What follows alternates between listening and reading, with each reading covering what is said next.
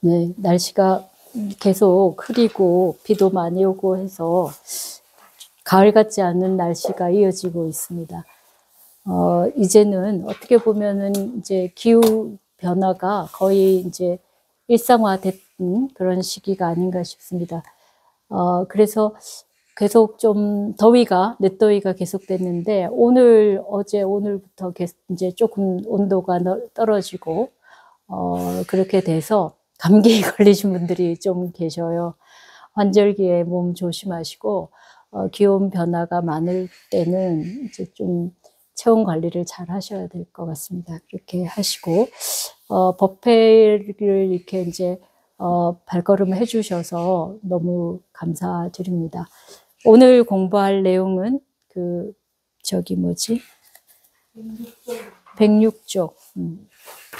예. 106쪽 정의로운 삶의 경.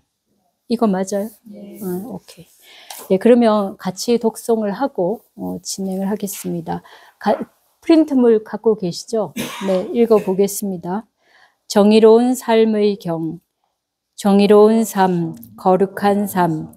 이것을 으뜸가는 재물이라고 말한다.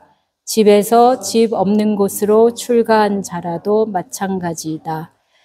그가 만일 천성적으로 거친 말을 하고 남을 해치는 것을 좋아하는 짐승 같다면 그의 삶은 더욱 악해지고 자신의 더러움을 증가시킨다. 논쟁을 좋아하고 어리석은 성품으로 덮여 있는 수행자는 부처님에 의해서 설해지고 천명된 가르침조차 알지 못한다. 그는 어리석음에 이끌려 잘 수행한 사람들을 괴롭히고 번뇌가 지옥으로 이끄는 길임을 알지 못한다. 모태에서 모태로, 암흑에서 암흑으로 괴로운 곳에 도달하여 참으로 그런 수행자는 죽은 후 괴로움을 겪는다. 똥구더기가 세월이 지나면 가득하게 되어 깨끗이 하기 어려운 것처럼 마찬가지로 더러움으로 가득한 사람은 참으로 깨끗하게 하기 어렵다. 비구들이여 그와 같은 사람은 세속의 삶에 집착하고 나쁜 의도를 갖고 나쁜 생각을 갖고 나쁜 행동을 하고 나쁜 영역에 있는 사람임을 알아야 한다. 그대들 모두는 화합하여 그를 피하여야 한다. 먼지를 날려버려라. 쓰레기를 던져버려라. 그런 후에 왕겨들을 몰아내라. 사문이 아니면서 사문인 척 하는 자들, 나쁜 외도를 가진 자들, 나쁜 행동을 하고 나쁜 영역에 있는 자들을 날려버리고 청정하라. 마음을 집중하여 청정한 사람과 함께 지내라. 화합하고 신중하게 살면 그대들은 괴로움의 종식에 이를 것이다. 네, 이렇게 바로 이 독송만 해도 뜻이 명확한데 제가 또 부연을 하는 게 사족 같게 되지만 조금 더 부연해 보겠습니다. 사실은 이제 정의로운 삶이라는 거는 사회적인 삶에서 필요한 것이라고 보통 생각하죠. 그죠? 인간이 모여서 살아가는데 서로가 지켜야 될 기본적인 삶의 어떤 태도들, 그걸 우리가 도덕이라고 말하는데, 저번에도 이제 이 말씀을 드렸듯이 불교에서 도덕은 나 스스로 청정한 삶을 살기 위한 것입니다. 그래서 계율을 이제 그제 이렇게 이틀 동안 해인사에서 보살계 수계 법회를 했는데, 계율을 받는다는 거는 내가 청정한 삶을 삶으로써 괴로움으로부터 벗어나기 위한 것입니다. 그래서 설사 사회적으로 문제가 없다 할지라도 나 스스로 청정한 삶을 사는 것이 나의 삶을 더 의미 있게 살아가기 위한 하나의 방법입니다. 그래서 이제 도덕이라는 것이 불교에서 말하는 계율이라는 것은 사람들과의 관계에서 뿐만 아니라 자기 자신에게도 훌륭한 삶을 위한 하나의 기본 베이스가 되는 거고요. 그렇지만 이제 세속의 삶에서는 보통 사람들이 관계에 많은 이제 의미를 두고 관계를 잘 만드는 것이 이제 삶의 큰 부분을 차지하잖아요. 그죠? 그러다 보니까 이 정의로운 삶에 대한 요구들이 많습니다. 정의롭다는 거는 이제 우리가 황금률이라는 게 있어요. 그죠? 아시죠? 내가 하고자 하지 않는 것을 남에게 시키지 말라. 나에게 고통스러운 일을 남이 하도록 하지 말라는 거예요. 도덕의 기본률이 내가 하기 싫고 나한테 뭔가가 가해지면 괴로운 것들을 남한테 하지 말라. 그래서 상호주의 입장에서 도덕을 이야기하거든요. 그것이 이제 우리 황금률이라고 하는데, 그러니까 우리가 모두 공통의 집안 속에서 서로가 지켜야 될 기본 도리로서, 그래서 관계를 만들기 위한 기본 도리로서 도덕을 이야기합니다. 그런데 조금 더 이제 나아간다면은 바로 정의로운 삶이라는 것이 나의 삶을 완성하기 위한, 나의 삶을 의미롭게 하기 위한 것입니다. 그래서 그것이 이제 정말 요즘은 제가 좀 많이 걱정스럽게, 우려스럽게 보는 게 세상 사람들이 물질이면 다 해결될 거라는 생각을 하고 있는 것 같아요. 또 과거에는 체면 치레도 좀 했고, 또 뭐랄까, 우리가 생각하는 조금 고매한 것들을 향해서 좀 흉내라도 내는 사람들이 있었는데, 최근에 와서는 그런 거는 완전히 내팽겨치고 오로지 물질적인 이득을 위해서, 세속적인 권력을 위해서 이전 투구하는 양상을 보이고 있습니다. 그런 부분들이 한편으로 보면 이제 대중매체가 너무 많이 발달하다 보니까 자기를 드러내는 것이 쉬워졌고, 그래서 얼마 전에 여러분들이 다 들으셨겠지만 네팔에서 엄청난 폭동이 일어났죠. 그래서 이제 그 정권을 완전히 엎을 정도로 이렇게 큰 사태가 일어났는데, 그 촉발점이 굉장히 좀 특이했어요. 예전 같으면은 뭐 이렇게 세금을 너무 많이 받는다든지 뭐 어떤 부조리가 있을 때 생겨났는데, 물론 거기도 기본적으로는 집권하는 그 사람들의 부조리 문제가 있었지만, 그거를 촉발하게 된 계기는 SNS, 그 인터넷 그거를 차단한 것 때문이었어요. 근데 그 인터넷 상에서 이제 조금 더 그 사회 지도층의 자녀들이 화려한 삶을 살고, 그렇지 못한 사람들은 그만큼의 박탈감을 느끼면서 사회의 어떤 정의로움이란 게 사라져 버리니까, 그것에 대한 이제 그 폭발이 그 인터넷을 차단한 것에서 이제 일어났던 거죠. 그래서 저도 그 화면을 통해서 봤는데 굉장히 뭐랄까 직접적 폭력들이 일어나서 굉장히 놀랐습니다. 충격을 받았고요. 그래서 어떻게 보면은 우리나라 사회는 굉장히 성숙된 사회구나. 뭐 여러 가지 시위가 일어나고 있지만 그래도 평화적인 방법으로 일어나고 있으니까 상당히 한국은 모범적인 국가이고 선진 국가에 도달했음을 볼 수가 있었습니다. 그런데 여기서 이야기하는 거는 정의로운 삶이란 게 최고의 재물이다.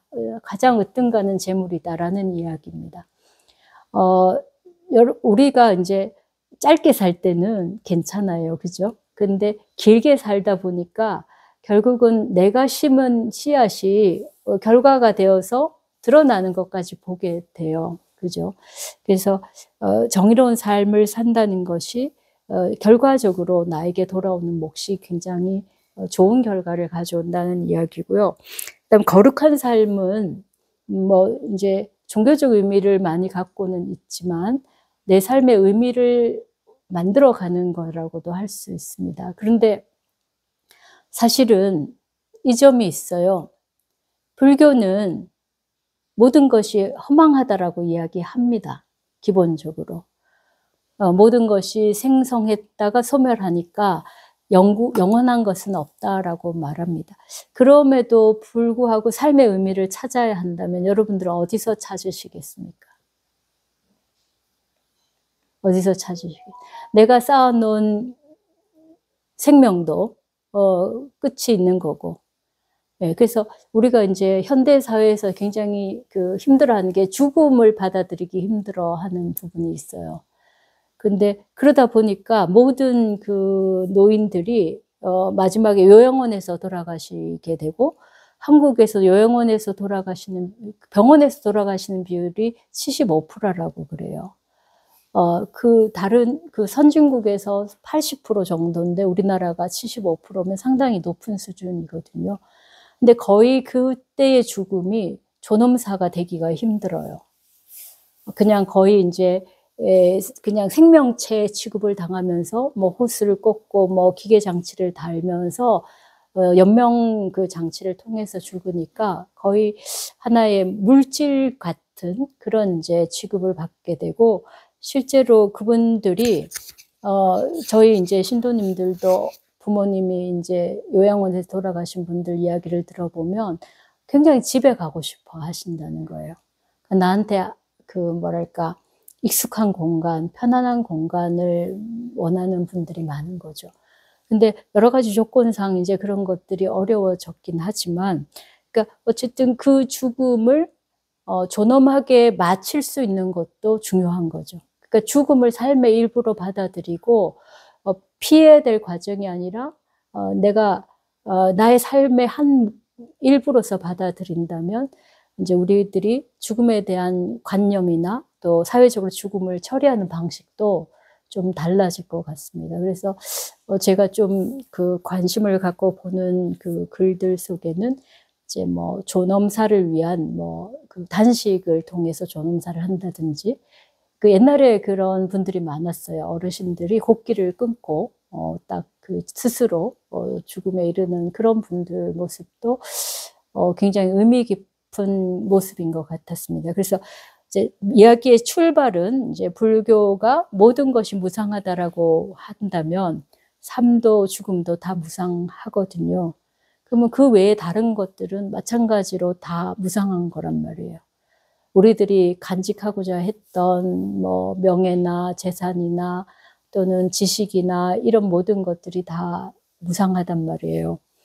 그러면 우리는 어떻게 이 삶을 거룩하고 의미 있고 가치 있게 살아갈 것인가? 여러분들은 어떻게 하시겠습니까? 네, 이게 불교가 접해 있는 지점입니다. 그러니까 다른 종교는 뭐 영생의 삶을 이야기하거나 뭐 신적인 어떤 가치를 이야기하는데, 불교는 그런 가치를 말하지 않습니다. 기본적으로 삶의 어떤 무상함에 바탕해서, 그러니까 어떻게 보면 우리가 갖고 있는 세속의 삶에서 갖고 있는 의미들이라는 거는 실제로 의미가 없다. 그러니까 간명하게 말한다면 그렇습니다. 그거를 사무치게 느끼고 그래서 이제 출가를 하는 거예요. 모든 출가자들이 그 어떤 계기들이 다 무상함에 대한 어떤 절박한 심정들이 출가를 하게 만드는 건데, 그런데 이제 그들에게도 거룩한 삶을 추구하는 거잖아요. 그냥 불교가 허망해서 모든 것이 허망하니까 그냥 살아 있거나 죽을 거나 관계없다, 그런 게 아니라 그럼에도 불구하고 우리가 거룩하게 의미 있게 삶을 살기 위해서 출가를 한 거거든요. 불자님들도 또한 기본적으로 그렇게 해야 될 거라고 저는 봅니다. 그러니까 여러분들이 가지고 있는 현재의 여러 가지 어려움이나 문제나 이런 것들은 또 해결해 가야겠지만, 그걸 해결하면서 내가 서 있는 지점을 놓치면 안 되는 거죠.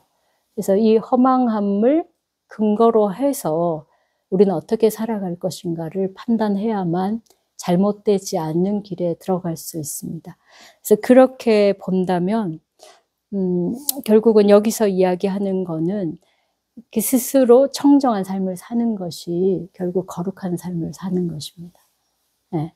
그래서 그 결과로서 더 좋은 삶을 얻게 되거나 또 그 결과로서 이제 뭐 그런 어떤 보상을 받는 것도 당연히 있겠지만, 결과적으로는 나의 괴로움이 사라지고 이렇게 살아가는 삶 속에서 스스로 편안하고 또 굉장히 그 당당하고, 그런 것이 바로 정의로운 삶일 겁니다. 다른 것이 아니라. 그래서 우리는 이제 사회적인 잣대가 있거나 또는 누군가의 시선이 있을 때 정의로움을 많이 생각하거나 그 기준에 맞추려고 노력하지만 실제로 필요한 건 나 자신을 위한 그런 삶을 위해서 정의로운 삶이 필요하다는 겁니다. 네, 그렇다고 해서 불교가 자기 자신을 이야기한다고 해서 이기적이고 개인주의적인 걸 하라는 이야기는 결코 아닙니다. 그리고 또 그런 점에서 보면은 어쨌든 과거에 이제 전통 사회에서 이렇게 가족 관계에 좀 치중돼 있던 부분이 불교는 좀 가벼운 부분이 있어요. 그래서 요즘 젊은이들이 좋아하는 것 같습니다. 그래서 이제 거기 나오는 여러 가지 예시들은 나쁜 짓을 하는 거죠. 여러분들이 뭐 다 보면은 다 아시는 겁니다. 그런데도 불구하고 요즘 이런 일들이 굉장히 많이 발생하고 있어요. 그래서 거친 말을 젊은 사람들은 정말 이렇게 입에 달고 사는 것 같은 그런 것 같아요. 과연 왜 그럴까? 그러니까 우리는 뭔가 자기를 드러내기 위해서 강하게 발언해야 되고, 그러니까 좀 세게 보여야 되고, 남한테 무시받지 않기 위해서 그렇게 하려고 하는 것이 아닌가. 그러니까 서로가 자기 자신을 이렇게 드러내려고 하는 과정에서 뭐랄까, 남들보다 튀어야 되고, 남들보다 좀 강해 보여야 되고, 남들보다 멋져 보여야 되고 하는데, 그런 것들이 사람들에게는 좀, 뭐랄까, 거칠고, 좀 특별하고, 이런 것들로 들어오는 게 아닌가 싶어요. 그런데 사실은 그렇게 하는 것이 우선 보기에는 멋있어 보일 수 있어요. 특히 젊은이들에게는 그게 뭔가 우쭐해 보일 수 있는 거죠. 그런데 그런 경우에 참 이제 그 후회되는 사람들이 계속 따른단 말이죠. 그래서 얼마 전에 제가 그 배우 이름을 기억을 못 하겠는데 그 대부에 나왔던 여자 배우가 이제 돌아가셨어요. 굉장히 유명한 여자 배우인데.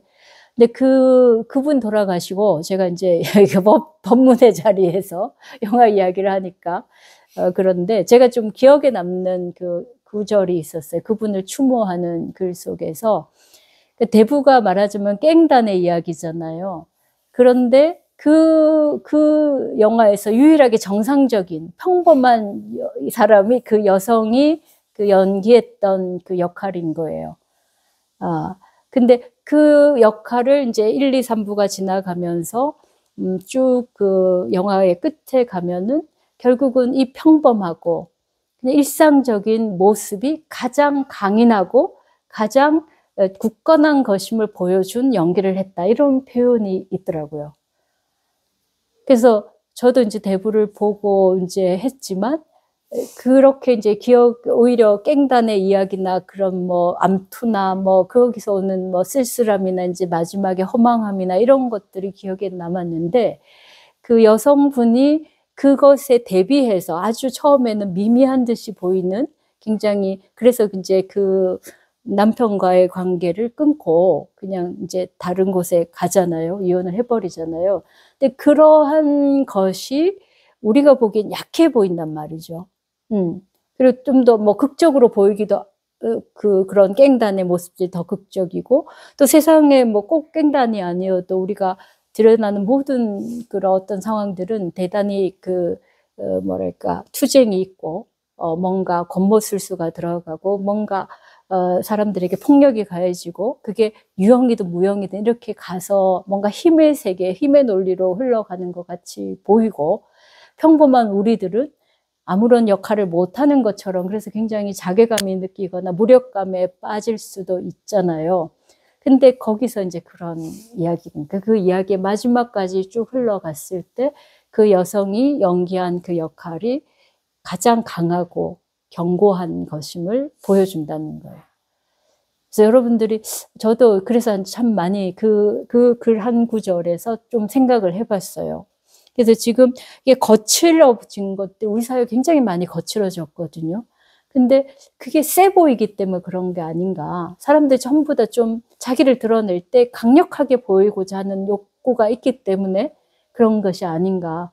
그래서 좀 사람이 수더분하고 다른 말 별로 안 하고 조용히 있으면은 아무것도 아닌 것처럼 보는 경향이 있는 거죠. 근데 사실은 그 사람들이 이 사회를 지키고 있고 그 사람들의 내면이 가장 강인한 사람들인 거예요. 우리가 그거를 알아야 되고 우리 스스로도 그러려고 노력해야 됩니다. 제가 일을 하다가 이런저런 어려움이 있을 때 누구한테 막 큰 소리 내고 어쩌고 저쩌고 하는 일은 어떻게 보면은 쉽습니다. 근데 그거를 인내해내고 삭히면서 방법을 찾아가는 거는 더 어렵죠. 그죠? 그래서 여러분들에게도 어쩌면 너무나 당연하고 모두가 다 아는 이야기지만 현실적으로 그런 것이 되어지지 않는 상황들을 생각해 본다면 평화로운 삶, 폭력이 없는 행위 이런 것들이 더 강인함을 우리가 알아야 됩니다. 예, 그게 더 큰 재산임을 알아야 됩니다. 그래서 여기서 이제 수행자 이야기로 주로 나오고 있는데 어디 가나 싸움을 거는 사람이 있죠. 왜 자기가 세 보이려고 그래요. 이런 이야기를 그냥 예로 한번 드리겠습니다. 제가 무슨 학술대회를 가면은 언제나 막 굉장히 논쟁적으로 이야기를 하는 분이 있었어요. 그래서 막 되게 큰 소리를 내고 막 자기가 막 주도권을 쥐는데 근데 이제 그것에 대해 반박을 하면은 말을 딱 끊고 안 해요. 말을 딱 끊고 더 이상 말을 못하게 하는 상황이었어요. 근데 나중에 이제 평가는 그분의 그 말 큰 소리 내는 것에 비해서 내실은 없는 그 학계에서 평가가 그렇게 됐어요. 그래서 사람들이 뭔가 논쟁을 좋아하면 뭔가 실력이 있고 자기가 뭔가 잘 알아서 그런 것처럼 보이지만 오히려 빈수레가 요란한 것처럼 더 자기를 과장하는 경우가 더 많은 것 같습니다. 예. 그리고 그 다음에 이제 그래서 자기도 힘들지만 결국 사람들을 힘들게 해요. 괴롭히는 거예요. 그죠? 예. 예. 그래서 이런 경우에 이제 결국은 당장 어려움을 겪지 못한다 하더라도 불교적으로 볼 때는 그러한 과보는 결국은 돌아옵니다. 그래서 죽음 이후에 오는 경우가 많아요. 그래서 저는 그러니까 예전에 이제 강아지 키울 때도 이렇게 보면 강아지가 참 이렇게 충성스럽고 그렇지만 강아지가 가지고 있는 야생성이 있고 또 이렇게 이제 자연 속에 있다 보니까 야생 동물들을 이렇게 보는데 천성적으로 굉장히 사나운 동물들이 있어요. 똑같은 동물이라도 그들은 굉장히 근본적으로 공격적인 거예요. 그래서 이게 성품이 다르구나. 우리가 맹수라고 하는 종류는 기본적으로 성품이 다른 거구나를 좀 체험적으로 느낀 일이 있었습니다. 그래서 우리가 이제 뭔가 뭐 멧돼지가 나타나면 되게 이렇게 무서워하고 도망가고 하지만 실제로 멧돼지는 그렇게 사나운 동물은 아니거든요. 근데 그러니까 동물들 속에서도 사나운 동물이 있고 싸움을 좋아하는 동물이 있고 누가 이제 나를 건드리면 그때 이제 싸우는 동물이 있더라고요. 그런 걸 보면 이제 그러한 성품들이 이게 익혀진 성품들 아니겠어요? 타고난 성품들 아니겠어요? 그러면 그게 전생부터 익혀온 업습에 따라 갖고 이루어진 것이겠죠. 그래서 우리들이 그렇게 사납게 뭔가를 하면은 다음 생에도 사나운 모습으로 태어날 것이다. 그게 경험적으로 느껴지는 상황들이 있더라고요. 그래서 여러분들은 어떠실는지 모르겠는데 윤회 이야기하면 좀 머나먼 이야기 같아서 제가 이제 예를 들어서 말씀을 드렸습니다. 그 다음에 그래서 이게 우리가 그래서 이제 이런 사람들이 세속의 삶에 집착을 한다는 거예요. 그러니까 이 세속이란 거는 여러분들이 사는 사회를 말하는 이야기이긴 하지만 결국 그것이 뭡니까? 무상한 것을 진실한 것이라고 생각하고 영원한 것이라고 생각하고 거기에 집착하는 게 세속이에요. 다른 게 세속이 아니에요. 그러면 이 절간에 있어도 우리가 무상한 그것을 절간의 뭐 재산이나 권력이나 명예를 영원한 것으로 보고 집착한다면 그것 또한 세속이 되는 거예요. 그럼 여러분들이 서 있는 자리나 제가 서 있는 자리나 다를 바가 없어요. 그죠? 그래서 여러분들도 그렇지 않은 삶을 산다면 그거는 청정한 삶, 거룩한 삶이 됩니다. 그래서 이렇게 행동하는 사람들이 이제 많이 있는데 그럼 이 사람들하고 우리가 어떻게 같이 살아야 됩니까? 옛날에 선어록을 보면은 이런 말이 있어요. 용과 뱀이 같이 산다. 용사가 동거한다 이런 말이 있어요. 절에, 소위 말하는 절집에 우리가 생각하기에는 거룩한 스님들만 사는 것 같잖아요. 그죠? 또 그래야 되겠죠. 근데 실제로는 용과 뱀이 같이 산다는 거예요. 그런데 그게 인간사인 것 같아요. 그러니까 완전히 이상적인 곳은 세상 어디에도 없습니다. 비교적 좋은 곳, 비교적 좋은 사람들이 모여 사는 곳이 있는 것이고, 그 속에서도 또 좋지 못한 사람, 조금 문제가 있는 사람들이 있을 수 있어요. 그런데 그거를 완전히 용들만의 세계로 바꾸는 일은 저는 불가능하다고 생각합니다. 네. 그러면 용과 뱀이 같이 살 때 우리 어떻게 해야 용들이 많은 집단을 만들 수 있을까요? 그러면 이제 보통의 경우는 뱀을 없애요. 그죠? 뱀을 내쫓고 뱀을 없애려고 합니다. 그래서 용들끼리만 살려고 해요. 그렇게 만들어지면 그게 이상적인 사회라고 우리가 생각을 합니다. 그죠? 근데 그러면은 또 뭐랍니까? 갈등이 있고 투쟁이 있어져요. 그러니까 결국 똑같은 구덩이에 또 빠져드는 거예요. 그래서 부처님이 제시한 방법은 그들하고 어울리지 말아요. 피해라. 어울리지 말아요. 대주선사께서도 그런 말을 하셨어요. 제가 이제 이제 절에 들어와서 얼마 안 됐을 때, 굉장히 어려움을 겪다가 그분의 어록을 보고 거기서 굉장히 큰 위로를 받았습니다. 동거는 하되 동업을 짓지는 마라, 이렇게 했어요. 그러니까 여러분들이 세상에 안 좋은 사람 있죠. 내 마음에 안 드는 사람도 있고 행실이 나쁜 사람도 있잖아요. 그럼 그들을 배제하고 살 수 없어요. 우리 힘이 그렇게 안 돼, 일단. 그죠? 그리고 그들도 어떻게 보면 살아가는 나름의 이유가 있고 거기 있을 권리가 있어요. 그럼 어떻게 하냐? 같이 살지만 그들과 똑같은 업을 하지는 말라는 거예요. 네. 여러분 주위에 정말 나쁜 짓 하는 사람이 있고 그들이 나를 괴롭혀도 그들하고 똑같은 짓을 하지 말라는 거예요. 동주하되, 동거하되 동업을 짓지는 말라, 그 말씀을 하신 거예요. 여러분들에게 좀 큰 위로가 되는지 모르겠습니다. 그래서 여기서 부처님께서는 그들을 피해라, 이거예요. 피해라. 그들과 어울리지 마라. 같이 사는 공간에 있어도 어울리고 같이 어울려서 같은 업을 짓지 말면 되는 거예요. 아시겠죠? 그죠? 그건 우리가 할 수 있어요. 그리고 그렇게 함으로써 세상의 변화가 시작됩니다. 그래서 먼지를 달려버리고 이제 없애버리는 거예요. 그 다음에 완결을 없애요. 완결은 이제 그 다음 이제 거친 이제 제일 약한 단계에서 없애고 그 다음 완결 조금 더 강한 단계 걸 없애고 이렇게 조금씩 힘이 커지는 거죠.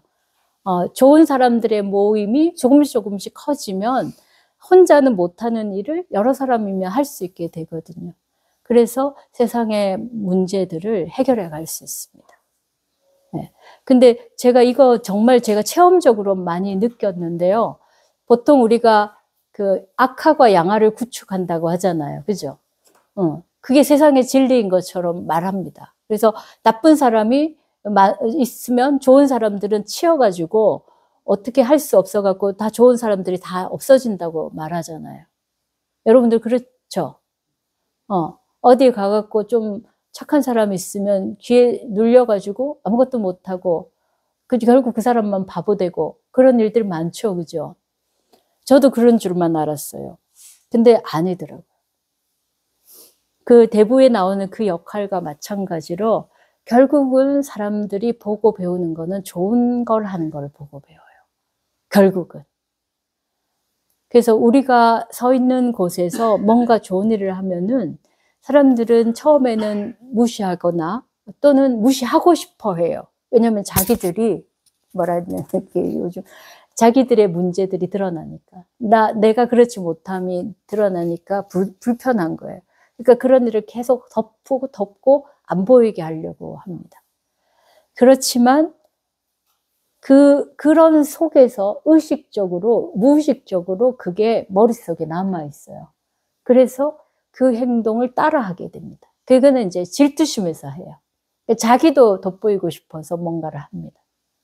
근데 그게 이제 뭔가 겉만 따라하는 경우도 있지만 겉만 따라하다 보면 조금씩 사람들이 바뀌어져요. 그래서 실제는 선이 더 힘이 강해요. 저는 여러 군데에서 그것을 체험했습니다. 제가 있는 곳이 좋아서 그런 게 아니라 저도 상당히 여러 가지 경험들을 많이 했는데 그럼에도 불구하고 결국은 좋은 사람들이 인정을 받고 사람들은 또 좋은 사람 흉내를 내려고 하는 게 있어요. 그래서 좋은 사람들이 결국 그 사회를 만들어가요. 근데 문제는 혼자는 힘들고 여럿이서 이제 그 일을 하면은 큰 힘이 될 수 있어요. 그래서 첫 번째는 피하고 그것을 상종하지 않는 겁니다. 그래서 용과 뱀이 같이 사는데 뱀들을 내쫓으려고 하지 말고 같이 살면서 그냥 어울리지 않으면 돼요. 그리고 또 한 가지는 그것을 봐주는 것도 수행이 됩니다. 용만 있으면 용이 별로 수행할 건지가 없어요. 뱀이 있어야 그 수행을 하게 돼요. 마음에 고통이 있고 억울함이 있고 그래서 진짜 내 마음을 볼 수가 있는 거예요. 우리는 내가 용인 줄 알지만 사실은 나도 뱀 같은 마음을 갖고 있을 수도 있는 거예요. 그러니까 진짜 나쁜 사람을 보면서 스스로 거울을 삼아가지고 내가 이거 나도 그러면 안 되겠구나 하면서 배워가는 거죠. 그래서 어떻게 보면은 세상은 또 용과 뱀이 같이 살아야 되는 거예요. 우리가 이렇게 문제가 있는 사람도 어울려 살아야 된다는 그런 원칙도 있지만 그런 사람들 속에 있어야 우리 삶이 역동적이 되고 진실하게 되고 자기 스스로 기만하지 않는 삶으로 가는 거예요. 그래서 좋은 사람들이 좋아지려면 고초를 겪어야 됩니다. 이게 어쩔 수 없는 일이에요. 그럼으로써 또 좋지 않은 사람들도 궁극적으로는 바뀌어지게 돼요. 그러니까 우리가 나쁜 사람들을 처단하는 것만이 아니라 그 사람들에게 좋은 본보기를 통해서 그들을 끌고 가는 것도 필요해요. 그래서 이제 제가 화엄경을 보면은 화엄경은 다 부처님이 이렇게 수행했다는 걸 보여줘요. 이렇게 하라고 말하는 게 아니라 부처님이 이렇게 수행하셨어라고 말합니다. 그럼 우리가 그렇게 수행하신 저분이 저렇게 좋구나. 그래 우리가 어떻게 돼요? 우리도 그렇게 수행하면 좋겠다. 이렇게 마음이 우러나는 거죠. 그러니까 억지로 시켜서 안 되거든요. 그래서 뭐냐면 이제 화신 부처님 이런 분들은 롤 모델인 거예요. 우리에게 하나의 모범을 보여준 거예요. 그래서 우리가 팔상성도 이야기할 때 비람광생상 뭐 이렇게 하고 쭉 이제 돌아가시는 상황까지 이렇게 나오잖아요. 근데 그거는 우리에게 하나의 예시인 거예요. 그러한 삶을 살 수 있다는 걸 보여주는 거예요. 우리들에게도 가능하다는 걸 보여주는 거예요. 그죠? 우리가 멘토를 찾는 이유가 뭐예요? 조언을 듣는 것도 있지만 멘토의 삶을 보고 용기를 얻고 나도 그렇게 살고자 하는 그 예시를 해주기 때문에 멘토가 중요하거든요. 그러니까 우리가 이제 이런 거칠고 험한 세상을 살아갈 때 우리 자신이 청정한 삶을 살다 보면은 사람들이 그걸 보고 따라하게 돼요. 그게 좋거든. 그리고 그 사람 편안해 보이거든요.